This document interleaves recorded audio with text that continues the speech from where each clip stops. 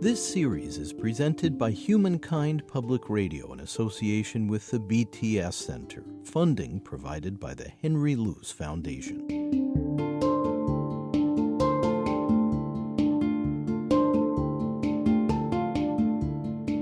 You're listening to the Spiritual Care Podcast. I'm David Freudberg, this time caring for people at the end of life. You know, I'm privy to people's great secrets. I'm privy to people's great hopes and great dreams. People share with you their secrets on their deathbed. Yeah. Oh, absolutely. Things they wish they had done differently or been different or things that they cannot believe happened to them. And we don't have many opportunities in our society to hear those stories. And yet we all carry them. We all carry them. And so I think that has shaped how I want to live my life, which is just to be open, to be humble, and to be aware that this is a less than perfect world, and all we can do is the best we can do. That's Reverend Beth Loomis, a United Church of Christ minister who's worked extensively in the hospice setting. Currently, she serves as Director of Pastoral Care at Mount Auburn Hospital in Cambridge, Massachusetts. Clinical 7 right for assistance, please. Beth Loomis has observed that contemplating how well one has fared in life is a natural phase for people as they enter their last chapter. They may look back on a path strewn with regrets and sorrow, or may be filled with moments of genuine gratitude. And for many patients, the final days are often a very human mix of emotions.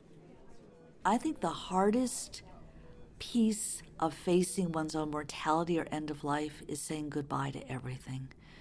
Even though many a person has told me they're not afraid of being dead, but they're afraid and saddened about knowing they won't see their loved ones again. They won't see their home again, their pets. They won't be able to do what they used to enjoy doing. That is the biggest grief for most people. That and potentially experiencing discomfort or pain, which hospice is very, very good at managing. So yeah, grief is a huge part of it. But there's also a flip side to that, which continues to amaze me, and that is the joy people have at telling their life stories. You know, sharing with somebody who has the time to hear about what was important to them, or who they missed, or their dreams that came true and their dreams that didn't come true. There's a lot of letting go that's also freeing for people. I can remember visiting a woman in our area, I won't name the town, who was at the end of her life, lived in a beautiful home, looked like she had a beautiful life. She had done an awful lot, but she had had a daughter who died in a car accident in high school. One of those got in the car with a wrong friend. This is the early 1970s and died. And even though she had her picture on the living room table, she almost never talked about her to anyone else. Her remaining family had had enough. They knew it was a big issue, but it had been many decades ago, and they didn't give her much time and space. And it was nothing more pleasant for her, if you can use that word, than telling me about her, what she was like as a child, the things that she loved to do, what she had hoped for her daughter in her life, where she might have been if she had continued to live, their vacation spots they used to go to. So it was, in some ways, that was a huge piece of grief that happened years ago, re-triggered by her own end of life, but there was a reconciliation and a freedom that came in her telling me about her daughter.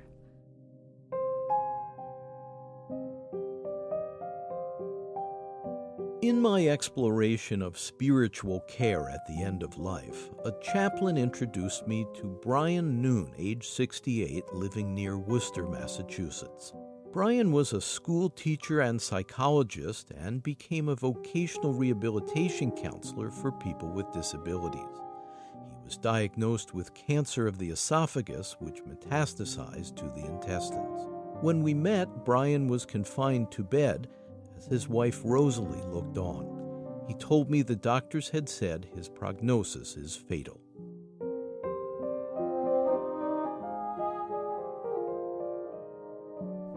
Brian, this phase of your life must involve a process of letting go of things. Can you describe what that's like? It's very hard. I don't want to let go. I most especially don't want to let go of Rosalie.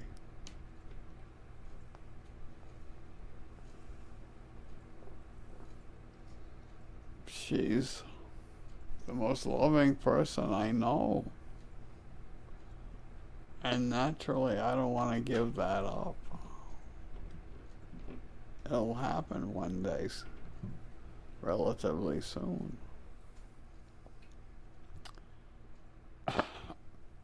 Brian seemed to perk up through our conversation, even while in some discomfort. Rosalie would occasionally change the settings on some medical equipment at the bedside.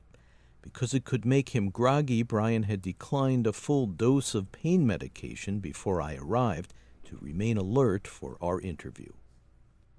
To what extent do you feel that you've reached acceptance around the prospect of your dying? It depends on the day. Some days I feel, well, it'll be all right. Other days, nah, I want to stay put.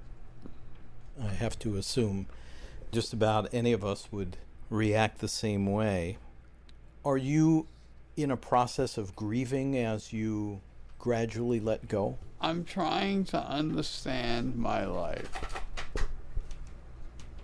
That's the process I'm in.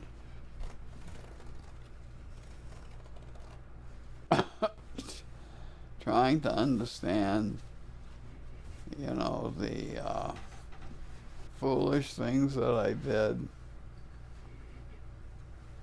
the lucky things that happened to me, the gifts that I was given, and the most wonderful woman I met. And I think all the other women that I chased a lot. I chased women who didn't want to be chased.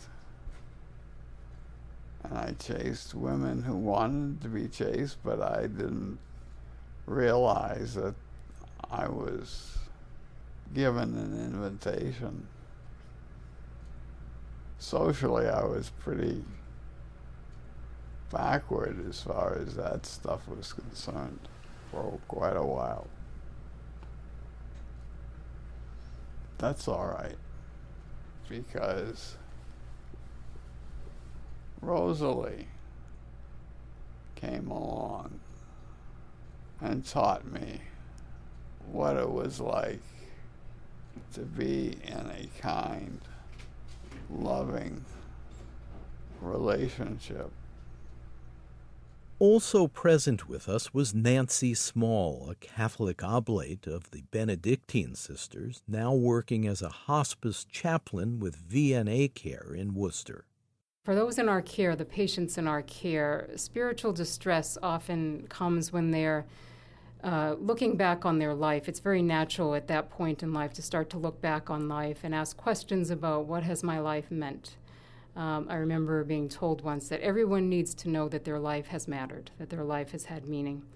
So sometimes at that point, people are looking back and they're thinking about either things that they did not ever do, that they wish they had done. So unfulfilled dreams, perhaps.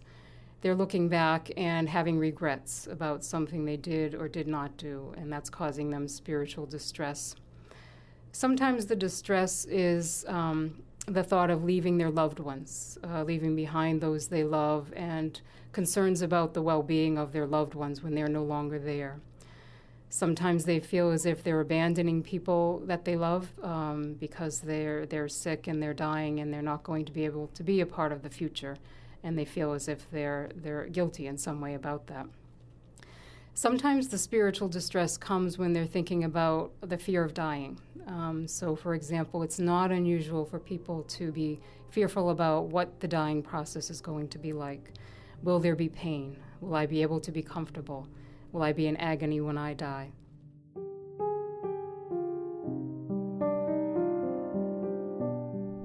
Dying happens to us all. When we're told we have a fatal illness, it's just 1, 2, 3 right in our face. Otherwise, we're walking around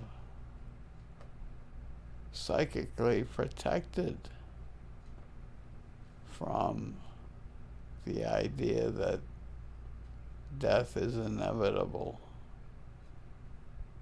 Has that psychic protection now been pierced for you? Oh, hell yes.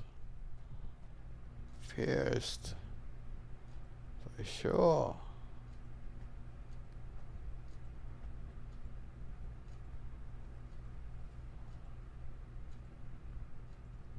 You know? Gonna happen. There are some nights when I go to bed, I think, is this the day I wake up dead?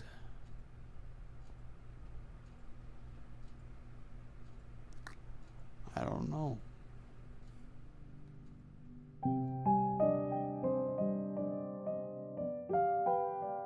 At first I was devastated, totally beyond devastation, when I found out about Brian's prognosis. And I guess it has taken me several months to let it settle. Rosalie Noon, Brian's wife. During this process, Brian's illness has brought me closer to God, very much so. At first, I was very angry with him, and I didn't want to go to church. I didn't want to have anything to do with prayer, nothing.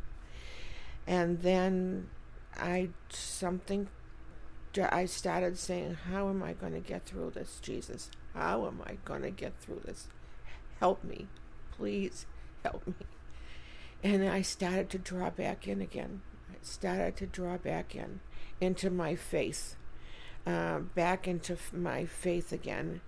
And then Nancy came, and our priest, Father Nally, came.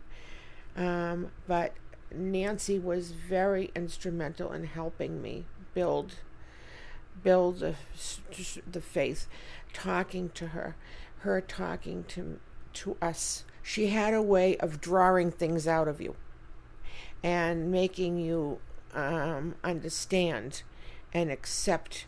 And little by little, I started really to have a good faith.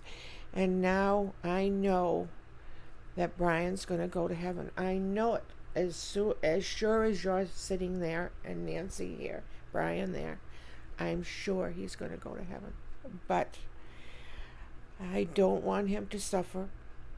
I want him to go with dignity and in peace and happiness when he goes. 3 weeks after our interview, Brian Noon died peacefully at home with Rosalie by his side. Joys are flowing like a river, since the Comforter has come. He abides with us forever, makes the trusting heart his home. Blessed quietness, holy quietness, what assurance in my soul. On the stormy sea, speaking peace to me, how the billows cease to roll. Like the We're examining how people at the end of life receive spiritual support. You're listening to the Spiritual Care Podcast. I'm David Freudberg. To learn more and to access other episodes of this podcast, please visit spiritualcarepodcast.org. Blessed quietness, holy quietness, what assurance in my soul, on the stormy sea, speaking peace to me, how the billows cease to roll. Nancy Small, who resides with her husband in Worcester, Massachusetts, became drawn to hospice service while working as a campus chaplain at a Catholic college. Some of the students had lost family members. She found it was possible to enter a person's pain and grief with a pastoral presence at an especially meaningful time in their life. Nancy Small is also an author. Today I was with someone, and I took a time to just pull the caregiver aside and sit with her for a while. And as we did, she shed some of her own tears and talked about how difficult it is to watch her husband, who's been so strong all these years, now at a point where he is so weak and he can no longer stand. And her own, physical strength is feeling not enough to support him when he needs a little support. And it's just, she was able to shed some tears, and in that shedding of tears, there's a bit of release.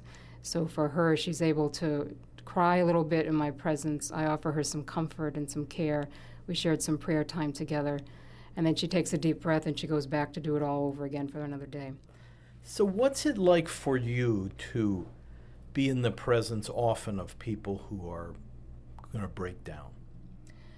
Well, there's an expression people say sometimes in hospice chaplaincy is don't flinch. So I think as chaplains, what we try to bring is our presence to people, and for them to know they are safe with us to express whatever emotion they need to express. Sometimes it's tears, sometimes it's anger. They just need to have, to release some anger. They're so angry with God perhaps sometimes, angry at the illness that is taking their loved one from them, and they just need to release that anger in our presence.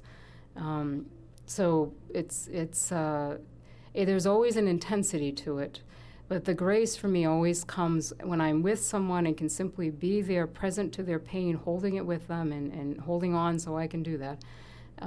That afterwards you just feel that release in them, that they are better for having had that time with you than they were the few moments before you started that time together.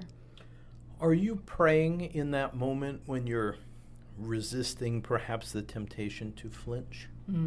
Indeed I am. I pray anytime before I start a visit. I ask as I'm going into the visit, I simply say, God, make me an instrument of your grace and your peace and your love. And I try in that moment. I am praying as I sit there often quietly as they're expressing what they need to express, holding the quiet space for them, the sacred space. I am praying. I'm praying for them. I'm praying that God be present to them in this pain, to reach them in those areas that I cannot reach. And if they're open to it, I will often say a prayer in their presence, and that often helps to bring them comfort as well. Chaplains are not the only caregivers who may notice the spiritual needs of patients, which can become poignant at the end of life. Social workers and members of the medical team are often sensitive to this dimension.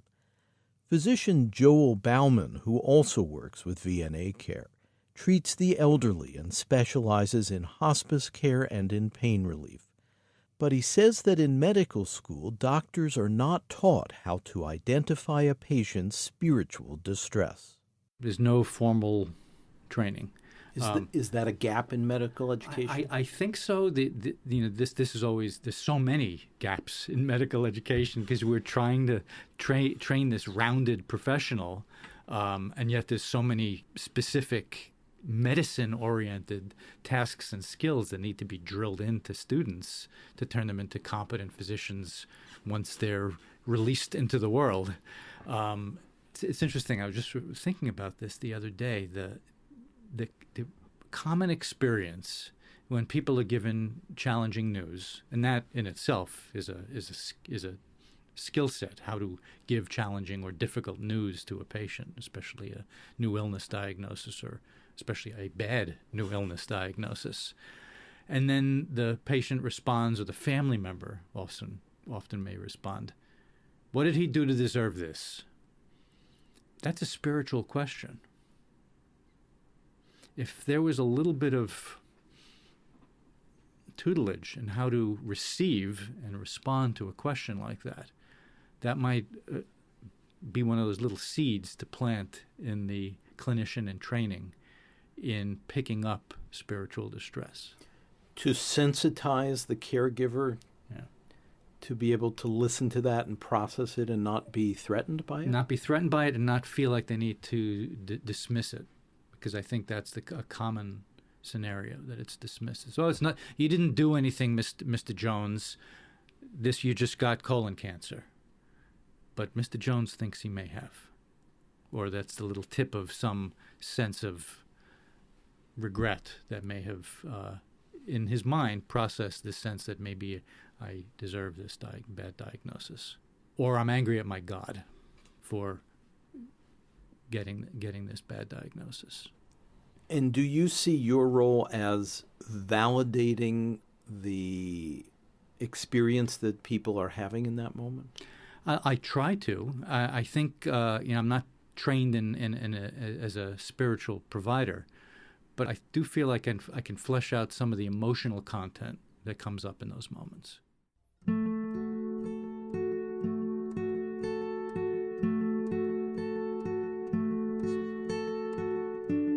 Chaplain Beth Loomis at Mount Auburn Hospital.